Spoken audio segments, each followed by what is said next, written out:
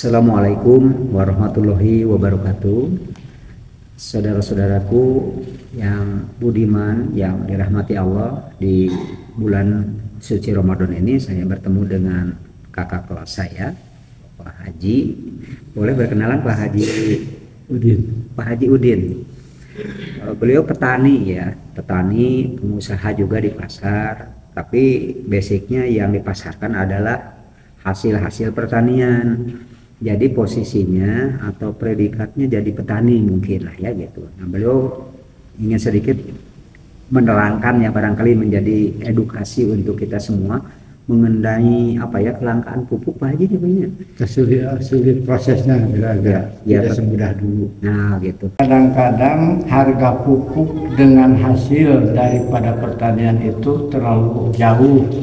Kehasilan misalnya dari tani sekian, kemudian dibanding dengan pembelian harga pupuk itu dibandingnya lebih mahal. Harapan petani harga pupuk itu terjangkau, tidak terlalu mahal, dan juga prosesnya harus mudah, tidak sampai mengadakan syarat-syarat yang memberatkan. Kalau sekarang memang pemerintah berusaha untuk memperbaiki dalam ketahanan pangan, harapan dari masyarakat petani yang kecil ini dipermudah proses mendapatkan pupuk, juga harga dengan yang murah, dengan harga murah.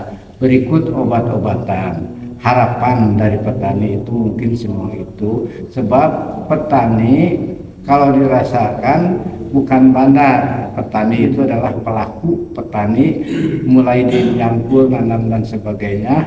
Kadang-kadang dibandingkan dengan biaya pertanian, kadang-kadang hasil dari petani itu kadang-kadang minim.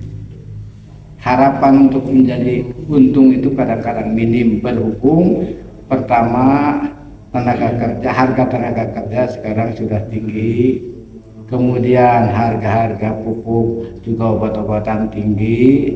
Itu mungkin yang menjadi penyebab. Tetapi saya selaku petani berharap kepada pemerintah yang berkaitan dengan kehidupan petani menjadi perhatian hal itu, diberikan kemudahan dan harga yang dapat terjangkau. Satu hal Pak Haji, apakah selama ini ada pupuk subsidi nggak dari pemerintah? Pupuk subsidi ada sekarang, dengan syarat harus ada KTP, harus dipoto, harus punya kartu. Lain seperti zaman Pak Harto dulu. Saya mengalami zaman pemerintahan presiden kedua, yaitu presidennya Pak Harto. Waktu kejadian 65 sampai 70 Pak Harto, kekurangan juga beras, akan tetapi dia meningkatkan produksi pupuk dengan harga yang murah seperti urea dan sebagainya, murah sekali dan mudah gampang. Maka pendapatan masyarakat pertanian itu menjadi lebih unggul, lebih banyak. Dan waktu itu lahan-lahan pertanian juga banyak. Sekarang mungkin lahan pertanian sudah murah dan juga harganya juga tanah juga sudah mahal. Maka dalam hal ini memohon kepada pemerintah yang terkait dengan pertanian mempermudah mendapatkan pupuk dan obat-obatan. Prosesnya tidak sulit dengan harganya yang murah. Mudah-mudahan kesejahteraan masyarakat dapat dirasakan seluruhnya oleh masyarakat kecil dengan harga beras yang 15.000 per kilo. Rakyat kecil ini merasa berat. Berarti ini harapan masyarakat harus ada jalan keluar yang tepat untuk menanggulangi hal ini, supaya masyarakat kecil tidak merasakan berat untuk mencari sesuap nasi atau mendapatkan beras. Mungkin itu yang dapat disampaikan pada kesempatan ini. Mudah-mudahan dengan tekad yang baik pemerintah yang baru ini, itu bagaimana efektivitas mengenai pupuk-pupuk kimiawi yang selama ini memang bagus, atau penilaian Pak Haji seperti apa? Pendapat saya, kalau tanah untuk tanah yang subur itu tidak hanya mengandalkan pupuk yang sudah dimiliki di pabrik atau diproduksi di pabrik atau pupuk kimia supaya, akan tetapi petani juga harus sadar bahwa kompos itu harus dimanfaatkan. Cuman sekarang masyarakat kecil ini sudah dimanja, seolah-olah sudah Nina bubukkan dengan pupuk-pupuk yang ada dulu, maka pembuatan kompos ini seolah-olah diabaikan. Padahal sebetulnya menurut teori pemerintah dulu pupuk kompos itu adalah standar yang utama yang harus tetap ada. Pupuk kimia itu hanya penyuntik atau tambahan untuk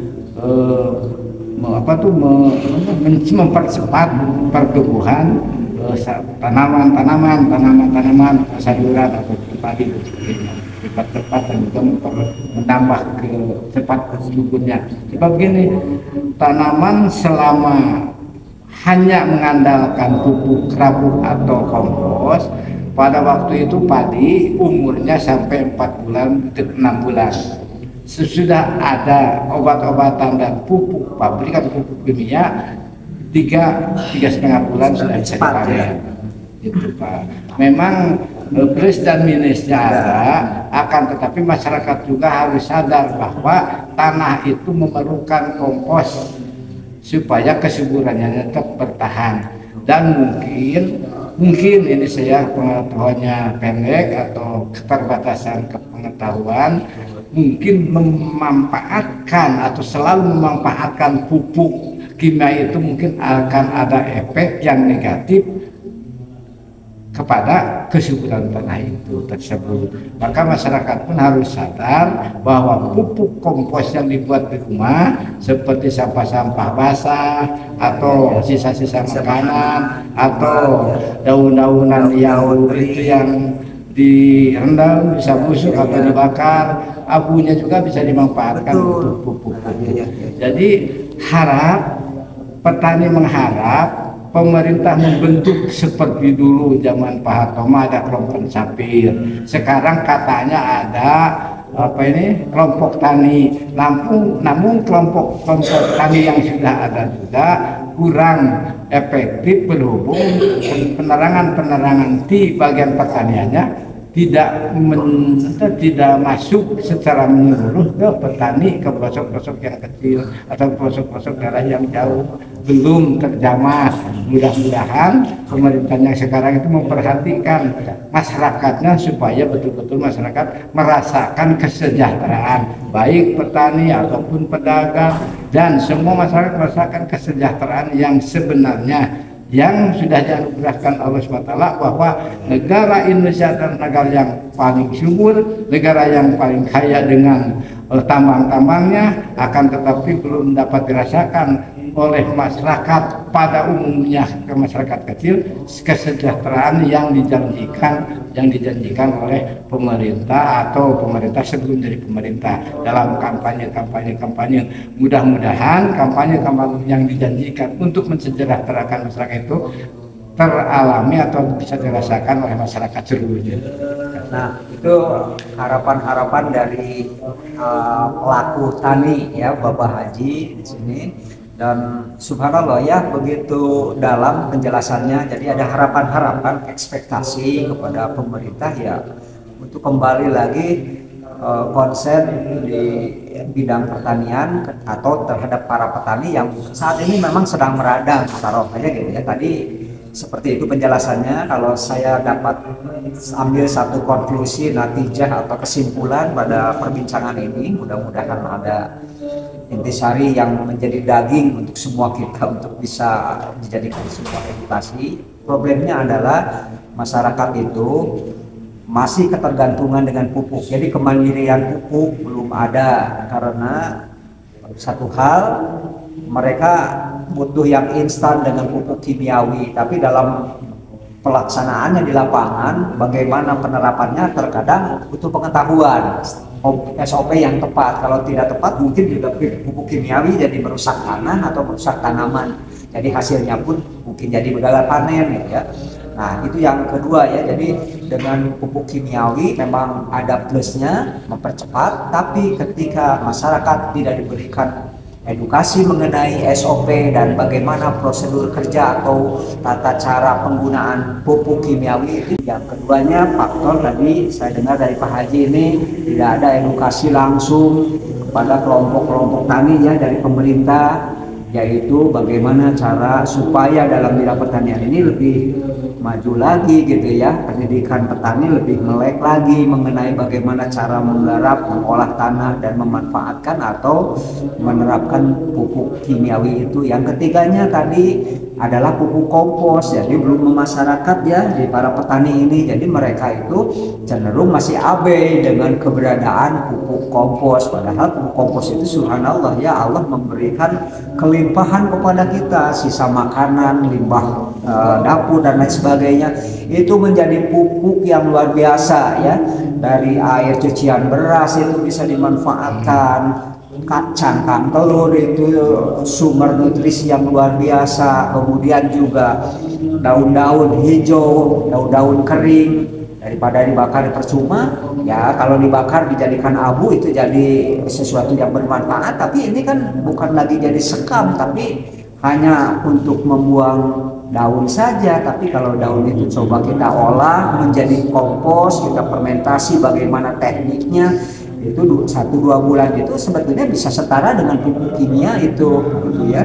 Nah mungkin itu saja yang bisa kami simpulkan dalam pembicaraan dengan Bapak Haji. Bapak Haji siapa kan? Maaf, Bapak Haji Udin ya, ini penduduk asli di Desa Gumuruh ya, ini Desa Gumuruh, Kampung Gumuruh yang Desa Nagrak ya, Desa Nagrak yang banyak bergerak di bidang horti kan, pertanian padi dan sosin ya, padi sosin ya. Ya itu saja, barangkali mudah-mudahan bermanfaat ya. Bermanfaat. Terima kasih jazakumullah khairan yang telah sudi menonton sampai selesai tayangan ini. Sekian saja Pak Haji, terima kasih ya. Assalamualaikum warahmatullahi wabarakatuh. Waalaikumsalam warahmatullahi wabarakatuh.